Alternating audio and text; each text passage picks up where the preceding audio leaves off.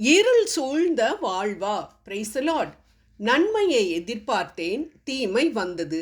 ஒளிக்கு காத்திருந்தேன், இருளே வந்தது. யோபு 30:26. உத்தமனும் சன்மார்க்கனும் தேவனுக்கு பயந்து பொல்லாப்புக்கு விலகுகிற என் தாசன் என்று ஆண்டவராலேயே புகழப்பட்ட யோபுவின் வார்த்தைகள்தான் இவை. ஆண்டவர் மேல் பிரியமாயிருந்து அவர் காட்டும் வழியில் நடந்து அவருக்கு பயந்து வாழ்ந்த யோபு தன் வாழ்க்கை நிர்மூலமான பொழுது குழம்பி போய் சொன்ன வார்த்தைகள்தான் இவை. ஆண்டவர் விடுவிப்பார் என நினைத்தார், ஆனால் தீமைதான் வந்தது.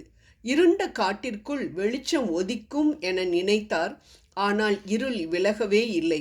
அதனால்தான் இவ்வாறு புலம்பினார் என்று நாம் இங்கு பார்க்கிறோம். ஆம் அன்பானவர்களே, இந்த யோபுவை போல் நாம் எத்தனை முறை ஏன் ஆண்டவரே, ஏன் என் பிரச்சனை தீரவே மாட்டேனுது, என் வியாதிக்கு மருந்தே இல்லையா, எத்தனை நாட்கள் தான் என் உறவுகளுக்கு நான் பாரமாக இருப்பேன், இத்தனை கஷ்டங்களை அனுபவிக்க நான் என்னப்பா தப்பு பண்ணேன், உங்களுக்கு பயந்து தானே நடக்கிறேன், என்னை சுற்றியில் இருக்கிறவங்க எல்லாம் பாவத்தை துணிஞ்சு செஞ்சிட்டு இருக்காங்க, ஆனால் எல்லாரும் நல்ல சந்தோஷமாக சுகபோகமாக இருக்காங்க, ஆனால் நீரே கதி என்று வாழும் எனக்கு மட்டும் ஏன் இந்த கஷ்டம் என்று எத்தனை முறை அழுதிருக்கின்றோம். ஆம், இதில் நாம் அறிந்து கொள்ள வேண்டிய காரியம் என்னவென்றால், நமது இறை பக்தியும் நீதியும் நம்மை ஒரு நாளும் துன்பங்களுக்கு தப்புவிக்க மாட்டாது.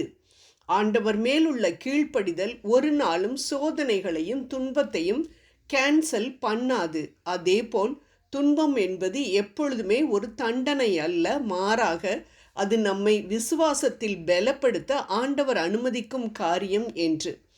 ஒரு கட்டடம் ஸ்ட்ராங்காக இருக்கணும்னா ஃபவுண்டேஷன், அதாவது அடித்தள கான்கிரீட் போட்ட உடனேயே சுவரை எழுப்ப மாட்டாங்க.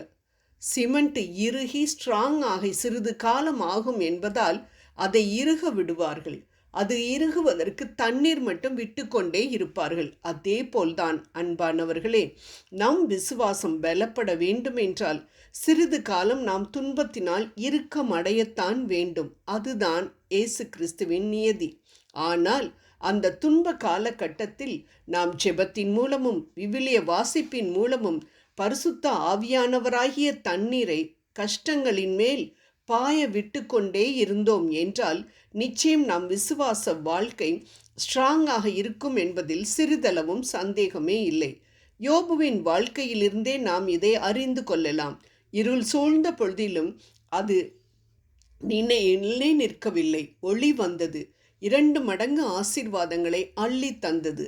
அதனால்தான் எனக்கு ஒளி இல்லாமல் இருள் வந்ததே என்று புலம்பிய யோபு 23:10 என்னை அவர் புடமிட்டால் நான் பொன் போல துளங்கிடுவேன் என குறிப்பிடுகிறார். ஆம், துன்ப நேரத்திலும் ஆண்டவரிடம் பேசுவதை யோபு நிறுத்திவிடவில்லை. பேசிக்கொண்டே இருந்தார், அவரிடம் புலம்பிக் கொண்டே இருந்தார். ஆனால் ஆண்டவரை ஒருபோதும் குறை கூறவில்லை. ஏனென்றால் ஆண்டவருக்கு நேர்மையான ஜெபம், மனம் திறந்து ஒரு சிறு குழந்தை தகப்பனிடம் பேசுவது போல ஆண்டவரிடம் பேசும் ஜெபம் பிடிக்கும் என்பது அவருக்கு தெரிந்திருந்தது. ஆம் அன்பானவர்களே, இருளிலும் துன்பத்திலும் ஆண்டவர் இல்லை என்று அர்த்தம் இல்லை. அதேபோல் ஆண்டவர் அமைதியாக இருக்கிறார் என்றால் நம்மை புறம்பே தள்ளிவிட்டார் அல்லது நோ என்று சொல்லிவிட்டார் என்றும் அர்த்தமில்லை. அதனால்தான் தாவீது திருப்பாடல் 23:4 சாவின் இருள் சூழ் பள்ளத்தாக்கில் நான் நடக்க நேர்ந்தாலும் நீர் என்னோடு இருப்பதால் எத்தீங்கிற்கும் அஞ்சிடேன், உம் கோலும் நெடும் களியும் என்னை தேற்றும் என சொல்கிறார். நன்மையை எதிர்பார்த்து எதிர்பார்த்து சோர்ந்து போய்விட்டீர்களா? ரோமர் 8:28 படி ஆண்டவரை நம்பும் எனக்கு இத்துன்பம் ஏதோ ஒரு நன்மைக்காக தான் இருக்கும் என்று நம்பி ஏற்ற காலத்தில் வரப்போகும் நன்மைக்காக இப்பொழுதே இயேசுவை போல் யோவான் 11:41 நன்றி கூறுங்கள். துன்பமா துயரமா அது தண்ணீர் பட்ட உடை போன்றதம்மா, காற்றடிச்சா வெயிலும் வந்தா காய்ந்து போய்விடும், கலங்காதே என்று பாடுகிறோமே, அதை போல துன்பம் நிச்சயம் ஒரு நாள் மாறும். அதுவரைக்கும் நன்றி இயேசுவே என்ற வார்த்தைகள்தான் என் நாவில் ஏன் இருக்கும் என்று உறுதியெடுப்போம். வெற்றி நிச்சயம். ஜெபம் செய்வோம்.